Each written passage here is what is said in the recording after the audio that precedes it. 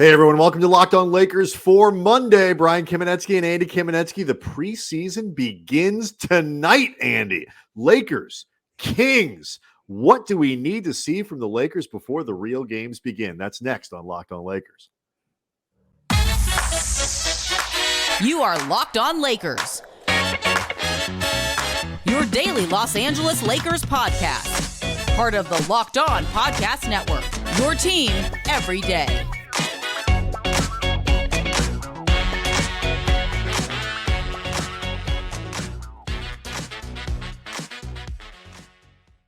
Thanks to everybody for making Locked On Lakers your first listen of every day, Monday through Friday, sometimes on weekends. And no matter how or where you get your podcasts, never behind a paywall, always free for you, the viewer and or listener, or both.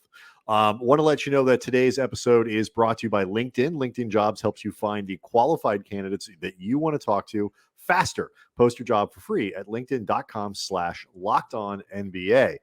Make another Locked On podcast your second listen of every day, perhaps Locked On Kings, where you can get ready, Andy, for tonight's preseason opener. Lakers against the Kings at the Crypt.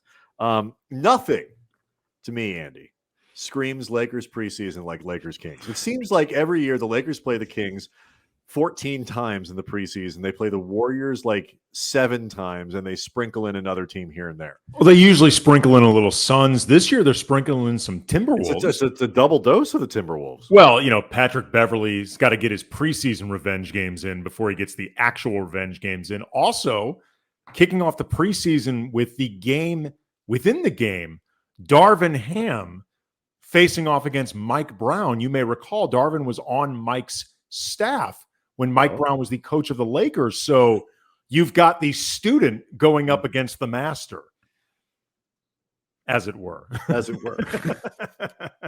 Sort of. Yes. It wasn't much of a very good. It wasn't a good regime, that Mike Brown thing. The first season went okay. And then the second season, there was none. Did it really go okay? He lasted 5 games or whatever into his second season. I was going to say the second season went. How okay could the first season have gone? I mean, well, it's not just can't just be awesome in the first year and then you get fired 5 games into your second season. I don't want to go too far down this rabbit hole, but technically speaking, the Lakers got to the second round of the playoffs during Mike Brown's lone full season. That's not true. A disaster. I mean, these days that actually sounds quite appealing. Right. To be fair to Mike Brown, that was not an absolute wipeout of a season. What was obvious though was that the Lakers did not think that Mike Brown was the right fit. I think they landed on this notion fairly early into that season. Certainly the players did. And you and I talked about many times, especially after the chaos that came with eventually hiring Mike D'Antoni 5 games into that season where Mike Brown got fired. Right. They should have just fired Mike Brown. This is where people forget this is when everybody thought it was going to be Phil again. Right. And so blah, blah, blah. They should have just fired Mike Brown that summer when they brought in Steve Nash because they had the perfect cover. Hey, we're going in a completely different direction. Again, don't need to revisit all, but Darvin was on that staff. Stayed on Mike D'Antoni's staff. It just goes to show mismanagement has been a habit going back a lot farther than the Pelinka era. But anyway, the student's taking on the master. Right. So we got some insight into the starting lineup Darvin Ham may go with both on Monday and certainly potentially into the season. We'll talk about here in a second. But I think the big headline here, Andy, is that LeBron James has said he expects to play more in the preseason. Westbrook and Anthony Davis have talked about playing more. Darvin has said he would like these guys to play. When I say play more, I mean relative to last year. The Lakers very clearly are approaching this preseason, Andy, with a different attitude than they did last preseason. Yeah, and it's really important that they do. I remember last preseason when the Lakers, you may recall, went winless, you and I were not panicking during that winless streak because, we've seen other Laker teams. We've seen other Laker teams perform poorly in the preseason and then end up doing well once the games actually began. But you and I both did note, they look awful. It's not just that they're losing these games. They look awful in the process. Because preseason, it's like the wins and losses. And we're going to talk a little bit more about this because I do think the context is different this year. But like wins and losses are a weird thing in the preseason because, different rotations, guys who aren't on the team sometimes you could have played 2.5 really good quarters with the players that matter, and then you lose the game in the end because 4 guys who were going to be in the G League finish the game for you or playing in Europe or whatever. And so you can't get completely wrapped up in the wins and losses. But even when there were 2 things about it, when the players that mattered played, they didn't look good. Nope. And they didn't play very much together. So you put those 2 things together. It was about as alarming of a preseason in terms of results as a preseason could possibly be. And as it turned out, Andy, was a pretty good indicator of what was to come. Well, it was also, though, really strange the way they were treating this because as much as it was, I mean, it's laughable now, but it was clearly a veteran team that they assembled last year in terms of experience. That was the starting point guard. Right. Like, as much as obviously the collective experience is something that you would consider an asset, at least in theory, and lean on, they did not look good at all. And this was a group that had not played together. Right. So, that collective experience is most valuable when you have continuity. If you don't have continuity, you need to actually establish a foundation. And that's when you would look to do it in the preseason. And it was very clear that nobody gave a rat's ass about the preseason. And they weren't looking at those games as potential opportunities to actually build something before the games actually counted. So like they were approaching the preseason last year like a team that you blow off the preseason, not even like blowing off wins and losses. We got to stay healthy. It's about working our bodies in shape. We have time to build the continuity. Those are the things that you do. That's the attitude you take on when you expect to be very good. When you assume that you are an elite and excellent veteran team that knows how to play itself into into form and into contention. Actually, I'm gonna take a little bit of issue with what you just said there. Okay. You don't do it when you expect to be that. You do it when you know you are. Like, for example, the Kobe Powell teams that went back-to-back championships, went to the finals before that. Yeah, those guys used to do bong hits on the bench. But you know what? They earned it, man. Nice prop comedy there. That wasn't bad. But they earned it. Like, especially the visual because if for people watching on YouTube, the microphone itself kind of becomes the bong. Yes. Nice work on the fly there, Gallagher. But like those teams knew how good they were. They didn't just think they'd be that good. They had tangible evidence. We are among, if not the best team in the league. This group may have expected to be great, and to be fair to them, there were a lot of pundits around the league. There were a lot of fans around the league, whatever, that thought they would be at least great. The Western Conference Finals. I don't remember. I thought they'd be better than they were. I thought they'd be better than they were last year. But the point is, there was no actual evidence of them being good or of knowing how to play together. That's different. I didn't say they were right. I'm just telling you what I think they thought. I know you didn't. But what I'm saying is, it is acceptable for an experienced team with high aspirations to treat preseason as meaningless when they know what they can do together, as opposed to a team with collective veteran experience that are just assuming what they can do together, having never actually done it together at all. So let's talk about what then is important to see this preseason, because the games are kicking off and wins and losses, talked about it, can be deceptive to say the very least. But what is it that you want to see in these games? You got 3 this week. They play Monday, Wednesday, and Thursday. What are we looking for here in the preseason? How much do the results matter? I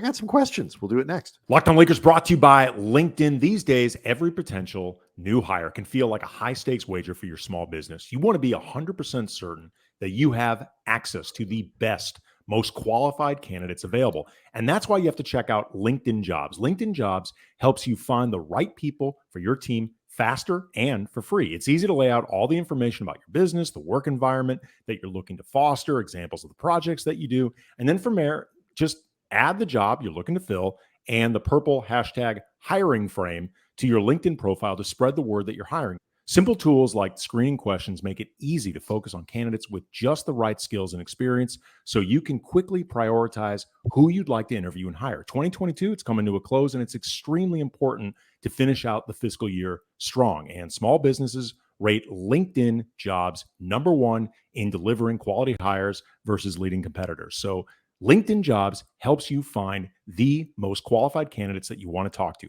faster. Post your job for free at linkedin.com/lockedonnba. That's linkedin.com/lockedonnba to post your job for free. Terms and conditions apply. Okay, so look, there's all kinds of stuff to consider. We mentioned at the top of the show, Andy, the starting lineup that Darvin Ham has been running with. It includes obviously the big three: LeBron, AD, and Russ. Well, might not have been obvious actually. The way some people were no, talking but about I meant that Russ is in the big three. I know people don't like putting him in, like lumping him in. He is still part of the big three, even though he may not be so big. But that's when people talk, like he's still the name. And then with Damian Jones at center and Kendrick Nunn as the starting point guard. So that is an interesting thing. Obviously, people are going to be paying a lot of attention to what that lineup looks like on the floor, how Kendrick Nunn looks as a potential starting point guard. So that's starting two guard. So correct. Starting, but as a starting member of the backcourt. So there's some stuff to look at there, what the rest of the rotation looks like. Where do you start, though, with just what your expectations are and what you want to see over the course of its 6 games? I think they play a lot of preseason games. I want to see what it looks like in terms of LeBron, AD, and Russ. What does it seem like the roles are when the three of them are together? Because I know they're going to be looking for opportunities to stagger them. You want to try to make sure that one of them, or at minimum 2 of them, is on the court as much as possible. And then in particular, too, like how do LeBron and Russ function together? Because Russ and AD, while it wasn't always perfect last year, there were times where I thought it actually was starting to look good, and then Anthony Davis would end up getting hurt, and it would disrupt what they were building. But either way, Russ and AD, that's not hard to figure out, at least in theory. You know what I mean? Like how the 2 of them can work together. That's not actually that complicated. LeBron and Russ, there's that redundancy when the 2 of them are going to be on the court together.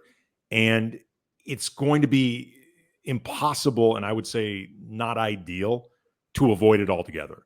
Well, so what are you going to do with the 2 of them together? How do you try to? No, you're right. LeBron and Westbrook have to be able to share court, and to that point, one of the themes of the first week of training camp that came out of, I guess, the off-season summits that the 3 of those guys had was kind of a mind shift. And this is how Anthony Davis summarized it. He said over the weekend, he said, I think the biggest thing was that everybody was trying to be selfless, and now everybody's being aggressive.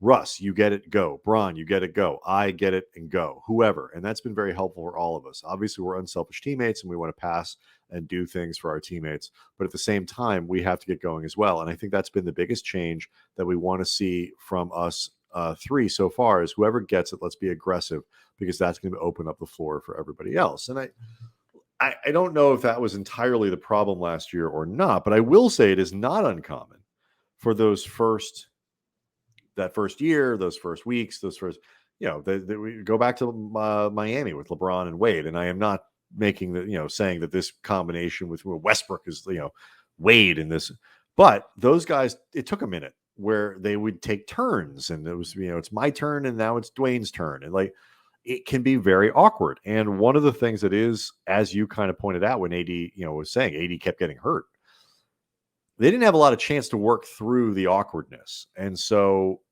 they're still kind of in that beginning stage of, and the tendency always is deference. Everybody kind of wants to, at least in their mind, think that they're trying to set up the other guy to be, at their best or whatever, like to make this group thing work. Again, I'm not saying that's exactly what happened on the floor, but mentally, I think that was probably a part of it. Maybe this shift in mindset where instead of deference, it's aggression. Go, go, go, go, go. You got it. You put the ball on the floor. You be aggressive and you push it. Maybe that helps break through some of the stuff that you're talking about and how this is going to work. Yeah, I mean, it's also going to be really interesting to see how much of this actually works through AD specifically. I mean, I think it's fitting that you mentioned, how disruptive it was to not have Anthony Davis there. Beyond you're missing a hell of a talent when he's in street clothes. He's very different than both LeBron and Russ. There's way more similarity between LeBron and Russ. And if LeBron and Russ can focus on AD, that's my they point. don't have to work around each other nearly as much. Well, and also too, there's been this talk about the offense running more through Anthony Davis, and what exactly that means, in terms of how it's orchestrated, remains to be seen. I'm really, really intrigued by exactly how things run through AD it ends up getting defined, and how much they can actually do. What Anthony Davis as a focal point means. Right, exactly. Right. But if the offense in certain ways becomes about Russ and Russ and LeBron in certain respects looking to set up AD, or Russ and LeBron taking some cues off ball from AD as more of a decision maker, which in a lot of ways I think would heighten the asks of AD, because while I think he is a solid playmaker, I don't think he is an elite playmaker at that position.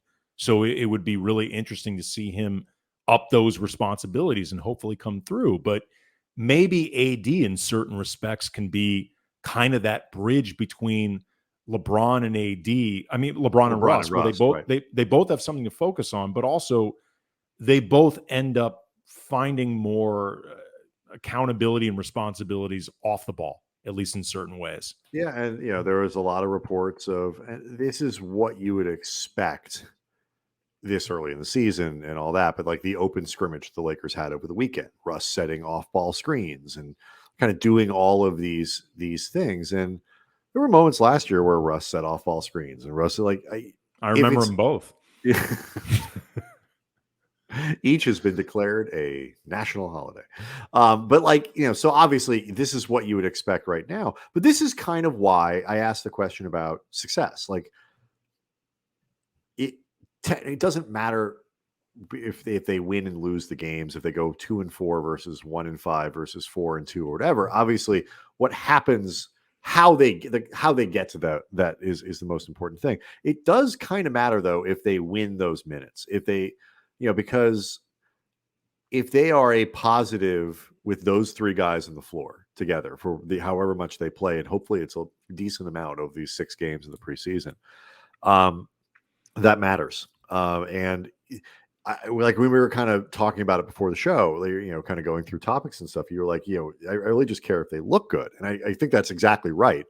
If they look good, they'll win those minutes. Or look, that's a great way of putting it. They'll be level in those minutes. They'll be like the score ought to reflect the quality of play.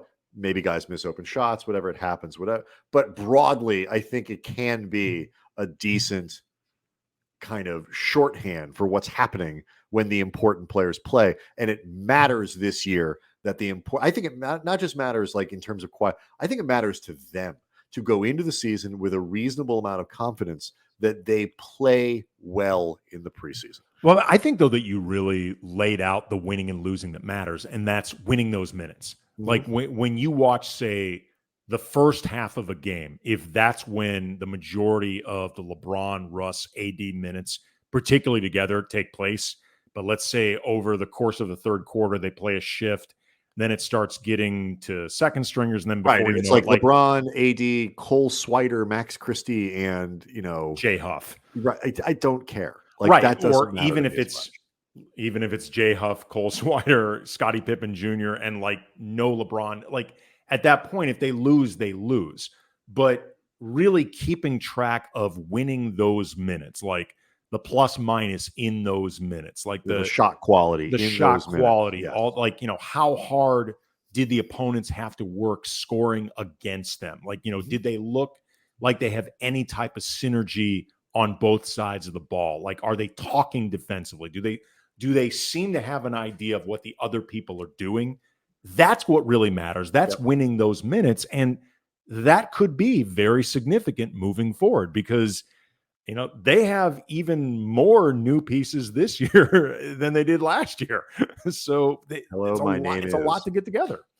Let's speaking of getting together, this presumably with the first night of the starting lineup that's been being used so far by Darvin in camp. Do you like that lineup? Talk about it next.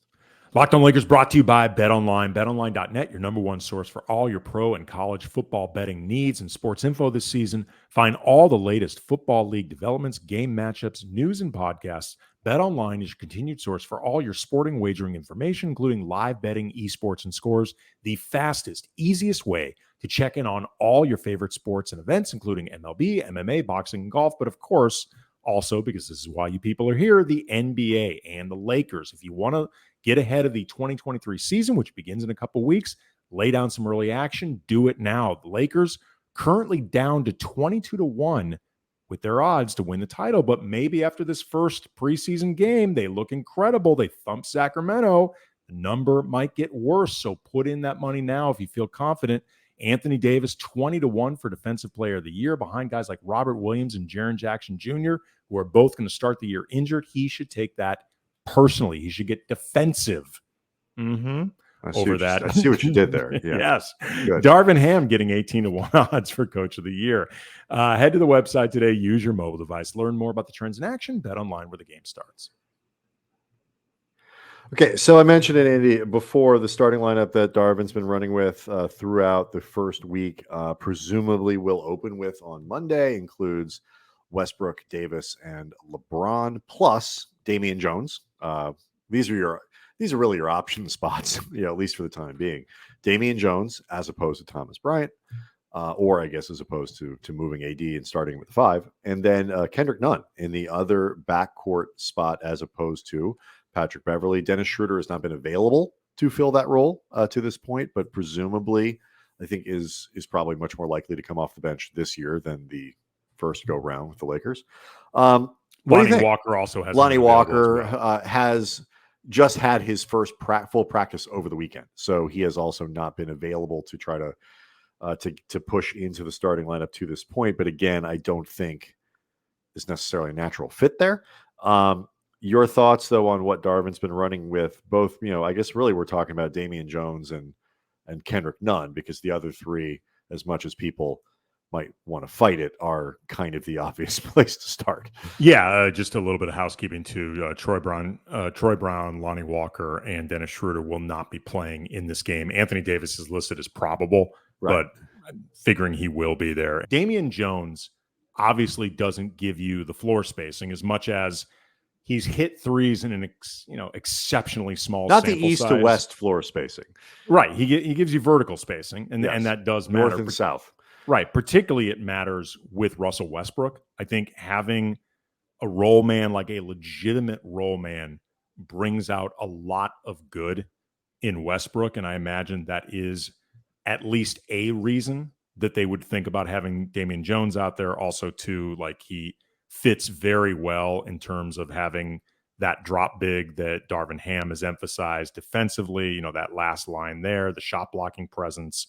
Darvin did note, though, that if Robin Lopez in Milwaukee was allowed to shoot threes, then so is Damian Jones. Yeah, Damian Jones says he's, especially that corner three is something that he is very comfortable with. And right. So, we'll see how that goes. I don't expect a ton of it, but he is a very good guy to have as a lob partner for everybody. I could even see like a 4-5 thing where AD is setting him up, but especially Sure. I think for And the Russ, attention that AD gets will open up, backside lob. But look, it's like JaVale. I mean, he is.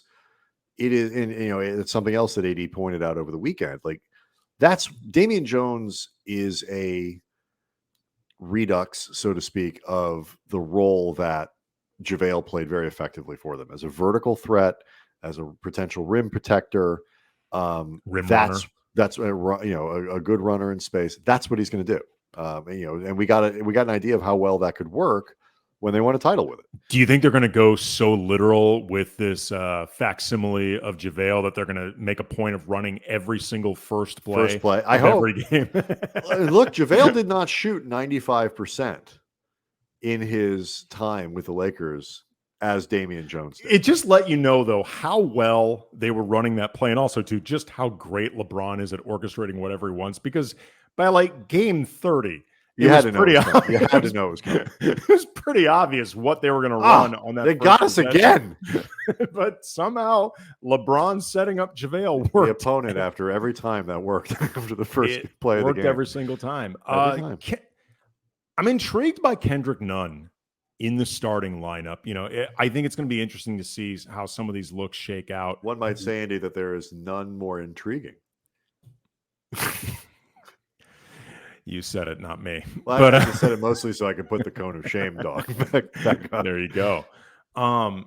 It'll look a little bit different once, or at least potentially different, once Darvin has all of the guards at his disposal potentially to work with. Like I feel like Patrick Beverley, for example, is a very natural fit to have in that starting lineup. For sure. Because of really any of the guards they have. I think he's the easiest to pair with anybody else in the backcourt. I think he's also the easiest to pair with LeBron and AD. And Russ as a defensive partner in the backcourt. Yes. Although I think they're hoping that Kendrick Nunn can be a positive force on that side of the ball. And they've said so far, Darvin Ham has been raving about Kendrick's work defensively, that he's been really good at navigating through screens, like, working the space between there, really staying with guys.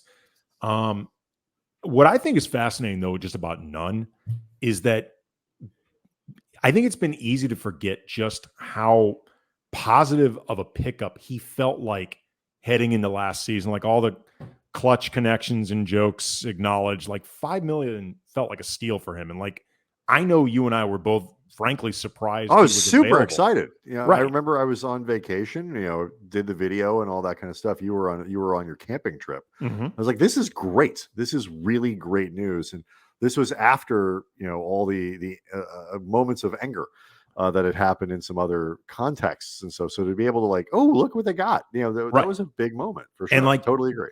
Because his personal season last year was lost entirely, combined with the season itself being arguably the most disappointing in franchise history, it led to everything connected to last year just feeling crappy.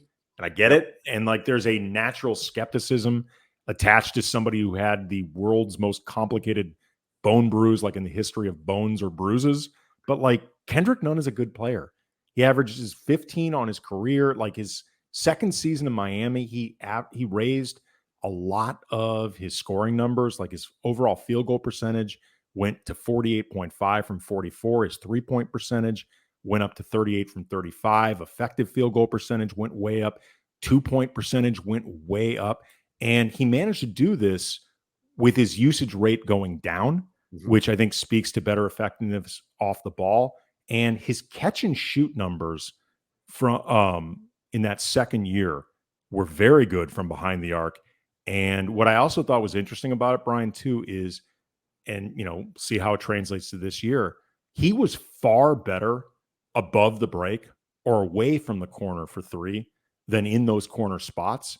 So that could give Darvin some potentially different configurations when it comes to trying to space the floor. You can give, Russ or maybe some of the less established 3-point shooters more options in those corners, more shots there, while still spacing the floor with Kendrick at the top of the break. Because if he can keep shooting 40% from those spots, that's really valuable for this team. It's easy to forget what non, and he's good in transition. He's a good player. You said it, like he is a good player.